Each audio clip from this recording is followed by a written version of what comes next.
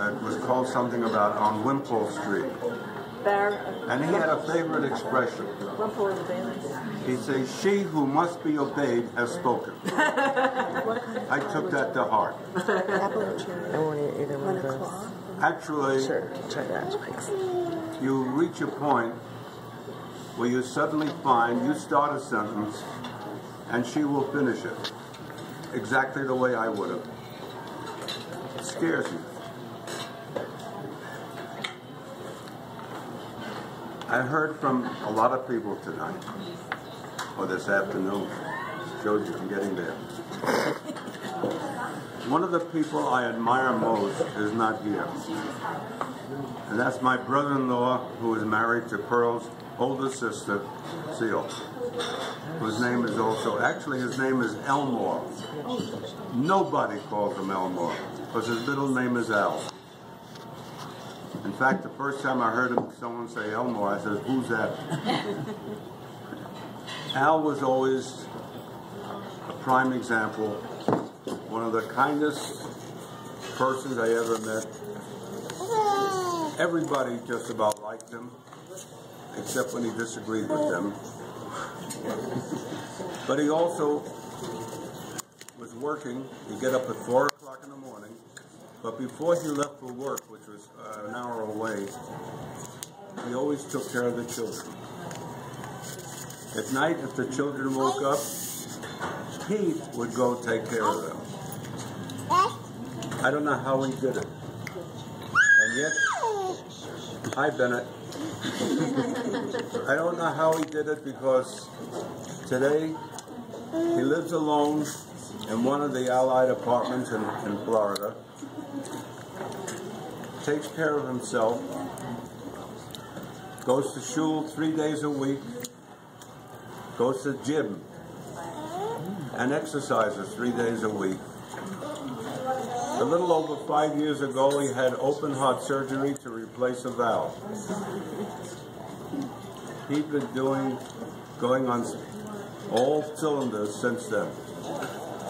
He just gave up driving. He just gave up driving, which he should have done 3 years earlier. 2007. He's going to be 1 or 2. But there he is. As I said, and I'm listening to what goes on here. Lynn, you're an almost not should be here person. You had a terrible accident. And one of the most wonderful things is you came through it. And for that, we love you. Love you for persisting and staying with it and getting yourself well. Thank you. And Jason, remember, she who must be obeyed should be listened to. I'll try. Thanks. That's from your grandfather. I Remember. was looking at Steve and Barbara. They are fantastic. They came there and immediately volunteered to go to Minneapolis and whatever other city the USY was holding a convention. This was always on Thanksgiving. My lovely bride was a nurse and volunteered to do the nursing at each of these conventions. And I got jealous, and after a while I tagged along. And then there was these young people coming along there, spending all their time trying to be of help. But most of all, they were always there for us, which I will never, never forget. It was wonderful. Let's see, who else? My kids. I hear things and I keep wondering, I don't know where they got these ideas. I didn't think I was that good. Yes, you were. Basically, it was the boss who took care of things, who ran things. I was just a chauffeur who took them along for the ride. I listened to Stephen, who married a lovely lady, who drove us crazy one day. But I won't go into that either. At least you didn't blame it on me like Steve is one of the comics of our family. He takes after my father and my late brother Saul. They were the comics in the family. They always raised Cain. My brother, his father, like me, very quiet. But Steve, well, you woke him up. Cindy, Patty, Bobby, all you girls were terrific. And of course, Sue. I do consider more of a daughter than a daughter-in-law. These people have made life wonderful for us. They've been helpful. I cannot describe too well how nice and wonderful they were for us. I look around and I see our family physician, who is not a family physician as much as he is a friend. And he and his wife have been good friends of ours all these years. I can't say enough about that. Ian, you're a terrific fellow. Dr. Livingston is, by the way. You'll see me later.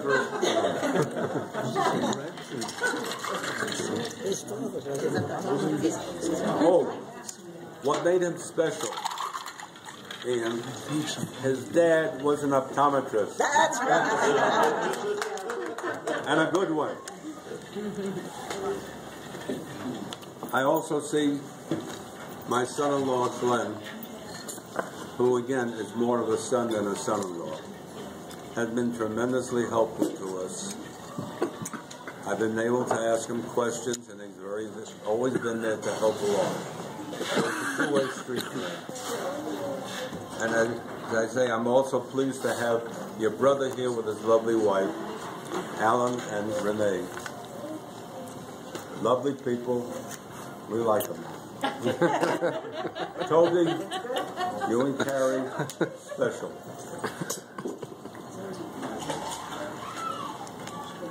As I said, going along, I know there's people I'm going to get. By the way, before I forget,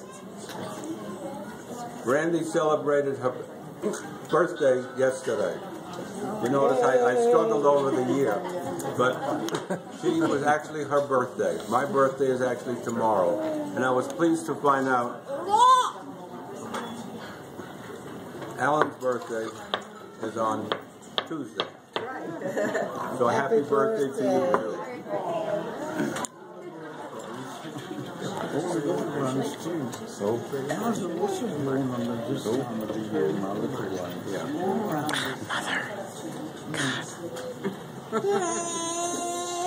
My fellow Barney, whom we met because my daughter had the smart ability to ask this gentleman what he did for a living. And when she found out he himself had been an optometrist in South Africa, Pretoria to be exact, oh, you got to meet my father. I says, honey, I don't have to meet anybody. You got to meet him. And we did. And a close bond became between us. Not because we were just optometrists, because we actually enjoyed seeing each other. There are a lot of people who are not here I wish were here. And all we can say is, we miss them. They're in our hearts. And of course, my son. I don't know what I do with him. I don't know what I do without him. He has been there for me and my wife quite a bit lately. He has always been there, I should say. But lately, more so than ever. And we do appreciate it. And it's just, I don't know, I get overwhelmed that I shouldn't be talking. Yes, you should. Your birthday. Of course, there are the grandchildren, great-grandchildren, one here. My sweet granddaughter here, married to my grandson, Scott. And of course, our rabbi and his lovely wife. I'm talking to him, and I find out his parents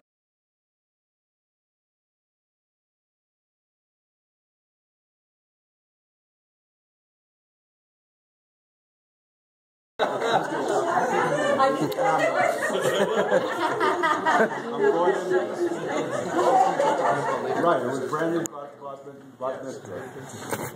And I come back to Florida, and we had a group of retired optometrists who had a picnic.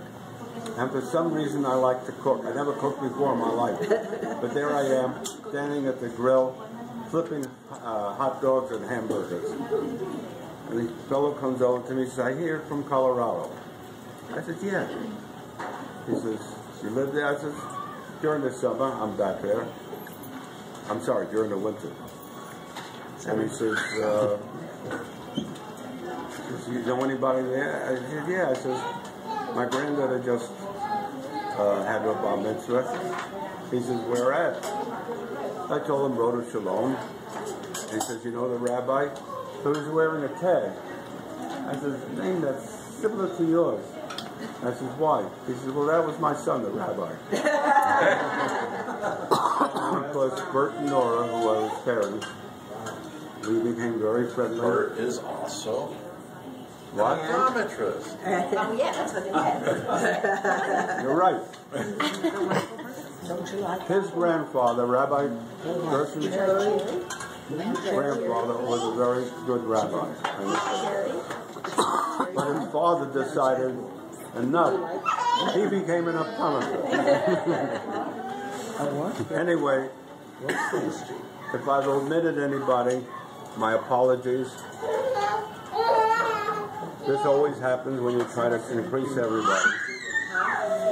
But I do want to say I appreciate all of you coming and wishing me well. I have a favorite expression which others have picked up. They all love to say, 95, you don't look 95. Someone came over and said to me, 75, you look 75, you look 80, you look 70, and so on. And I only have one pet answer. I have a good embalmer. And with those words, I'll shut up. Yay!